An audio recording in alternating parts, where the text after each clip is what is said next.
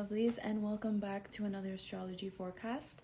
This month I'm doing things a little bit differently, and I'm going to, instead of doing the weekly astrology forecast for the collective, I will be doing a monthly sign by sign forecast, so you can have an entire month ahead forecast for your specific sign. I'm going to start off by doing the signs that are going to be the most affected and uploading those first. But if you have a specific sign that you're interested in and I don't have it uploaded yet by the time you're watching this video, definitely leave a comment down below and I'll get to that and upload it as soon as possible. Also, if you notice me looking over here while I'm doing the reading, it's because I have all of my notes for this month. We have a lot of aspects, a lot of things going on.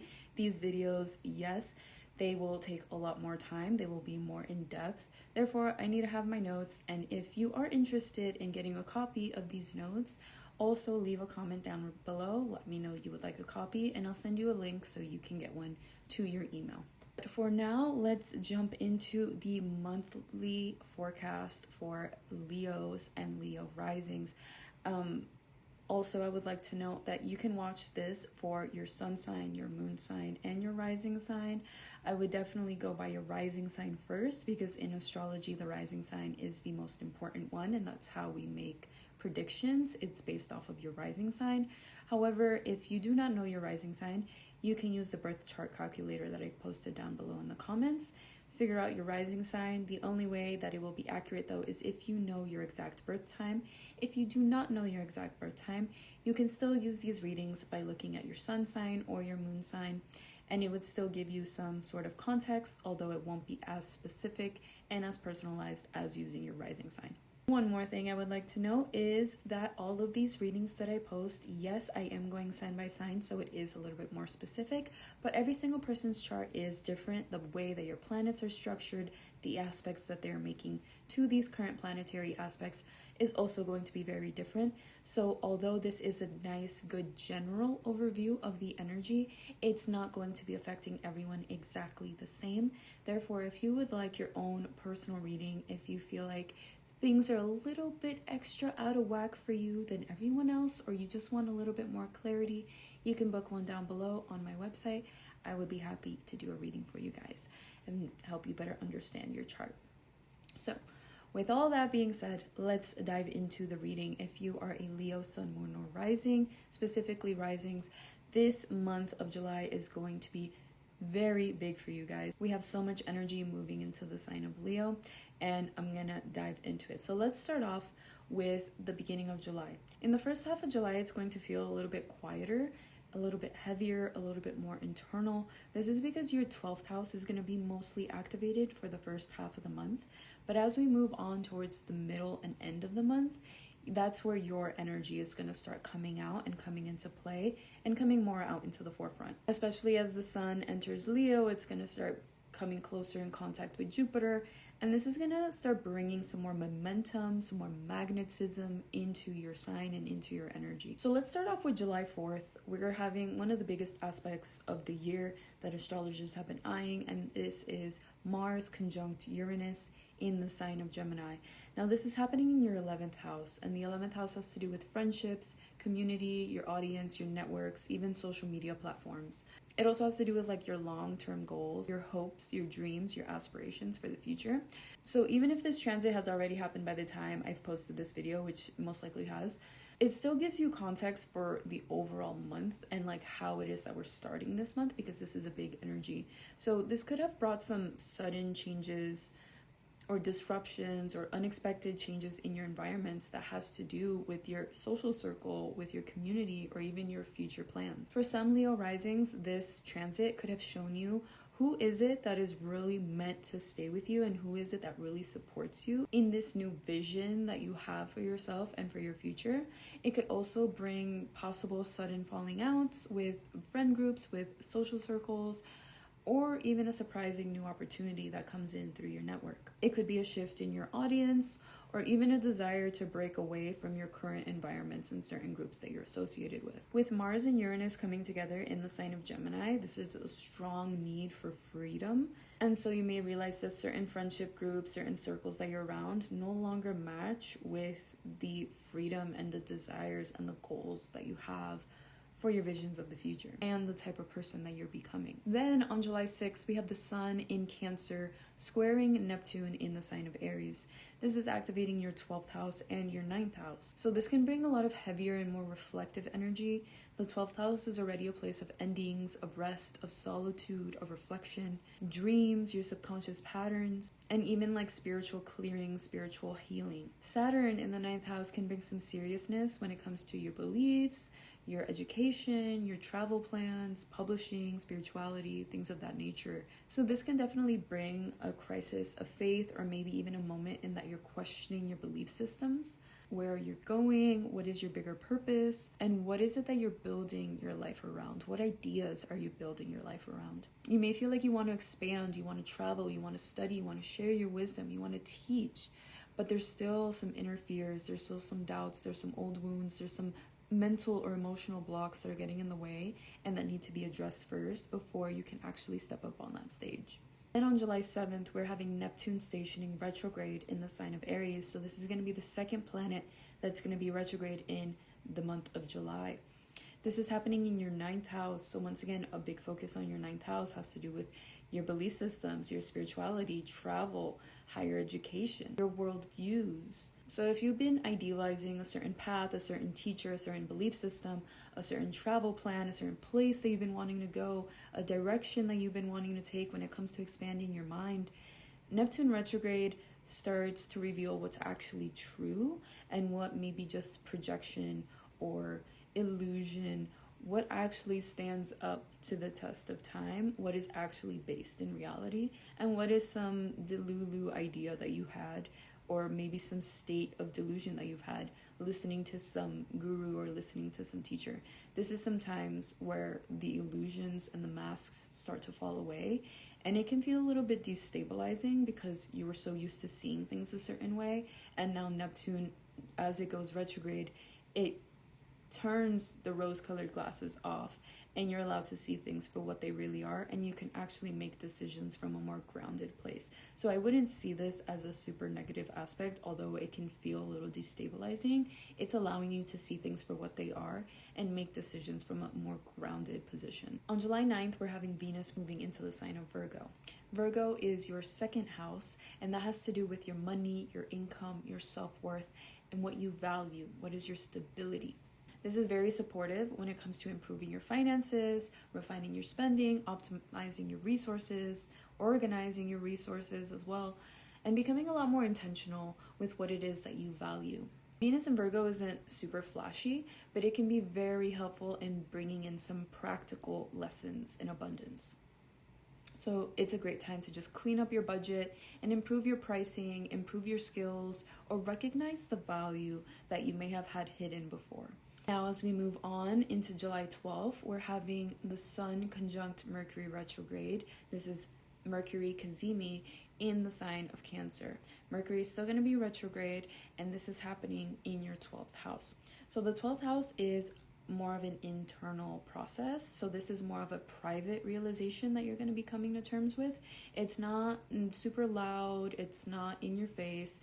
It's not an external transit. This is more like something inside you finally clicks, like your subconscious mind, something that's been deep down buried within you that has been ruling your life and has been controlling your actions or your decisions. All of a sudden, it comes up to your awareness and you're like, oh wow, this one thing that I thought about myself has been kind of I don't want to say ruining my life, but it's been ruling my life and it's been ruling my decision-making skills and has been a pattern that I've been following. It's allowing you to see the patterns in your subconscious mind, in your actions, so that you can make changes from there. So you may gain a lot of insight through dreams, through journaling, through meditation, through solitude, or even through remembering something that happened in the past. Because Mercury is retrograde, this may bring up some old fears, some old grief, some old conversations, or even some old emotional patterns back up into awareness. But this is not to keep you trapped. This is just to help you understand where is it that maybe these patterns have been operating underneath the surface, and so you can clear them out and release them before Leo season begins. Now, as we continue to move on into July 14th, we're having a new moon in the sign of Cancer, once again activating your 12th house. So on July 12th and July 14th, you're going to have a lot of activation in your 12th house. This is more internal, more self-reflective. Don't be surprised if you're spending a lot of time alone, a lot of time in solitude, and just a lot of time processing your own stuff. This can mark a beginning for a new healing cycle for you guys, a new spiritual practice, a new relationship with rest and recovery, and releasing what no longer serves you. And this isn't the type of new moon for you guys where you're going to force a giant external manifestation. This is more about surrendering. This is about letting go. If you need more sleep, do it. If you need quiet time, do it. Take this time to be alone. It's totally fine. I know it's like right before your season, you're expecting to like feel good, feel excited, but a lot of times right before our season, all of this 12th house energy gets activated. This happens for every sign, okay?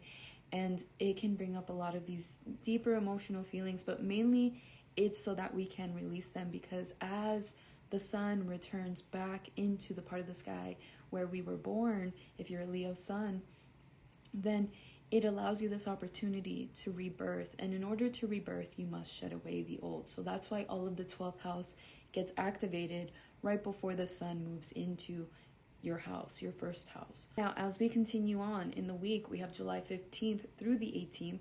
We're having some positive aspects happening with Uranus and Gemini, making supportive aspects to Neptune in Aries and Pluto in Aquarius. This is activating your 11th house, your 9th house, and your 7th house. So this can bring a lot of unexpected breakthroughs when it comes to your community, your friendship, your relationships, collaborations, or even your broader vision for the future. You can meet someone new that changes the way you see things. A friend, a partner, a client, audience, or community could even open a door for you. There can also be sudden realizations about where you belong and who it is that you're meant to be connected with. This aspect can help you see and understand that the people around you are deeply connected to the future that you're building, because this is activating a lot of like relationship houses for you guys. Now, as we move on towards the second half of the month, on July 20th, Jupiter in Leo trines Neptune in Aries, and it opposes Pluto in Aquarius. This is going to be a big day for you guys. This is activating your 1st, your 9th, and your 7th houses. So Jupiter in your sign is already making a major transit. It's already going through the sign of Leo. This is going to be huge for you guys. I still have yet to make a video on it, but it's coming up soon, I promise. This is expanding your identity, your confidence, your visibility, your body presence, the way you show up, and your sense of possibility, your confidence in the world. I already said confidence, but extra confidence. You can feel more inspired, more magnetic, more ready to take up space, because that's what Jupiter does. Jupiter just, wants to take up all the space. It's the biggest planet in the solar system, baby. So Jupiter coming up in your sign, it's like, oof. Leos are going to be Leo-ing, okay? The trine that Jupiter is making to Neptune in Aries in your 9th house can bring up some inspiration, some new faith, some spiritual growth opportunities as well, some travel opportunities. It's just expanding your mind to these new possibilities, these new visions, these dreams for the future. I really do like Jupiter and Neptune coming together, because Jupiter is like these, it expands everything, and Neptune is so delulu, and it just, when I think of manifestation and I think of just like coming up with ideas and dreams and stories and just creating art, because Neptune also rules things like art, and Jupiter just expanding all of that. It's just a very creative energy. It's a very wishful thinking energy. I do think this is going to be a beautiful energy for you guys on this day. However, with the opposition to Pluto and Aquarius, this is where things do get a little bit more spicy, okay? Because Pluto brings intensity, and happening in the 7th house, this is intensity through relationships. Pluto is also things like power dynamics, and it can also deal with things like manipulation. So other people may challenge you, they may mirror you, they may trigger you, okay? But this is revealing where power dynamics are currently lying in your relationships and how that maybe needs to change. So this is a big transit for you, where you may realize how your growth is affecting certain relationship dynamics, and how as you expand, certain dynamics may no longer be working for you. Some people may celebrate your growth, while other people may feel threatened and put you down. So this isn't about shrinking yourself to keep the peace. This is about learning how to stand truly in who you are without needing the validation and support from other people. Then on July 21st, we are having Jupiter in Leo once again in your first house, sextiling Uranus in Gemini. Another positive aspect is happening here. So this is connecting your first house and your 11th house of networks, your friendship groups, social media. So once again, bringing opportunities, visibility, social growth, audience growth, new friendships, or even exciting developments and opportunities around your goals and your visions for the future. Now, this is like I said, this is one of the more supportive aspects of this month for you, and it can definitely feel like finding the right people at the right time. If you create content, if you work online, or if you're trying to grow your audience, this can be a very interesting and really positive moment for you guys, especially with Jupiter in the first. This is bringing more visibility. So I would definitely capitalize on this energy, and if you plan on releasing anything, I would say towards the end of the month, around July 20th and July 21st, would be a great time to put yourself out there and get that reach that you're looking for. And as we move on onto July 22nd, we're having the sun moving into the sign of Leo. So boom, we are entering Leo season on July 22nd. And once again, activating your first house. This is your personal reset. This is the beginning of your personal reset. So after the heavier and more introspective energies of Cancer, you're starting to feel a little bit more alive, more expressive, more magnetic, and more connected to yourself again. The sun in the first house is bringing attention back to your identity, your body, your goals, and how it is that you express yourself out into the world, and your confidence as well is shifting and expanding. As we move on into the next day, we're having July 23rd. Mercury goes direct in Cancer, so Mercury retrograde is not entirely over because we're still in the shadow period, but it stopped moving backwards. Mercury is now moving forwards on July 23rd, and this is moving forwards in the sign of Cancer, so yes, the 12th house is still being activated for you guys, but not as much as it was in the beginning of the month. So this is finally bringing some closure, some clarity around the things that you've been privately processing towards the beginning of the month. You may finally understand why something affected you the way it did, why your emotions were so heavy, why you were processing all of these things. You can start feeling mentally lighter after this period as Mercury starts moving forward. You're going to start feeling like the confusion is starting to lift, overthinking, or even some emotional exhaustion if you've been feeling that in the beginning of the month. That's starting to clear up as well. As we continue to move on July 26th, we're having Saturn stationing retrograde in the sign of Aries. So now we're going to have two planets retrograde once again. It's going to be Neptune has gone retrograde earlier in the month, and now Saturn is also stationing retrograde in Aries. On the same day, we're having the nodes shifting signs. So the North Node is moving into Aquarius, and the South Node is moving into the sign of Leo. This is going to be a major day for you guys because Saturn retrograde is going to be happening in the 9th house, once again bringing themes up when it comes to your belief systems, your long-term visions, your education, your travels, your spiritual path, your belief systems, if I didn't mention that already. You may be asked to get a little bit more disciplined with what you say you believe. It's not just enough to have a dream. Saturn wants structure, it wants commitment, it wants maturity, it wants logical thinking, it needs structure. I already said structure, but structure needs structure. So that's really going to start coming up with this. These themes are going to start coming up and coming into question with this Saturn retrograde, which is going to last a little bit more than just a few weeks in comparison to the Mercury retrograde. But the bigger shift of this day is the nodes moving into your 1st and your 7th house axis. This is big. So the South Node is moving into the sign of Leo, that's your 1st house, and the North Node is moving into the sign of Aquarius in your 7th house. This is beginning a new karmic chapter when it comes to yourself versus relationships, independence versus partnerships. With the South Node in your 1st house, there may be old versions of you that are being asked to be revised, to look over, so you can release them. This is very much a transit about shedding the ego, shedding identity patterns, appearance attachments, or ways that you've been carrying everything on your own. I would definitely be mindful if you have placements towards the end degrees of Leo, because the South Node is starting, it moves backwards, so it's starting from the end of Leo and it's working its way up to the beginning of Leo. So if you have placements towards the beginning of Leo, I wouldn't really worry about that too much just yet. It's going to take a little while for that south node to reach up there. But if you have placements towards I would say the last 10 degrees, so from 20 to 29 degrees of Leo, you're going to be feeling these identity shiftings and identity crumbling type of themes coming up a lot more so during this time. The north node is moving into your 7th house.